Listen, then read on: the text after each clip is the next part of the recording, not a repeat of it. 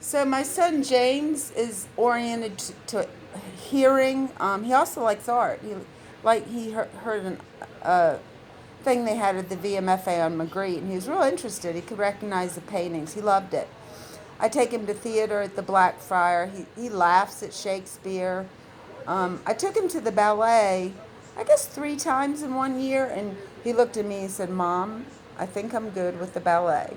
But I wanted you to know, James, that your Nana, she was an excellent ballet dancer. She was on point, which means the toe shoes. Nana was accomplished in so many things. Piano, she took 12 years of piano.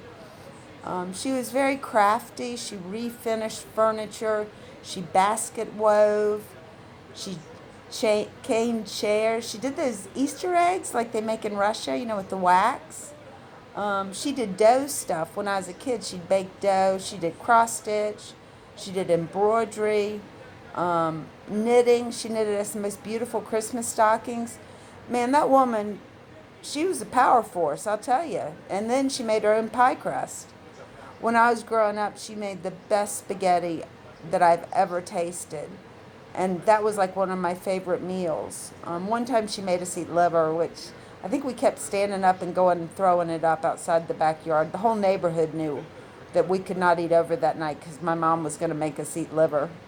Um, she was a little overzealous with dusting. It was like I was like, "Mom, it doesn't have any dust yet. I don't know why you're making me get up at 7:30 on a Saturday morning to dust." But she suffered agoraphobia. Yeah, she had a chemical imbalance in her brain and panic attacks.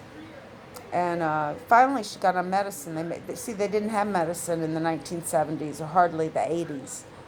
And so that was a miracle for her because she couldn't drive. One time we were supposed to go to the dentist, and I remember getting in our green station wagon, and we started out of the neighborhood. She came back. I don't know, maybe she's taking a Valium. And then we went again, and she still came back. And then the third time she said, "We just can't go." And she said I was real sweet that I held her hand, and I said, "It's okay." I guess I had an affinity for mental health even as a child. But anyway, I just want to tell you I love you. And did you get your Easter basket? Communication is an art, and you have to practice it. It is an art. You can't just wall up and stonewall and think that you're communicating. You really have to learn your words, and you got to connect your words and your feelings to your brain to make a difference in your life. And that's a very important skill. I don't think they're teaching it enough in schools.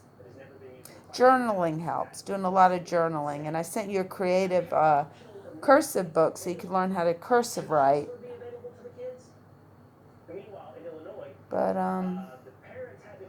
I do think you're a great musician.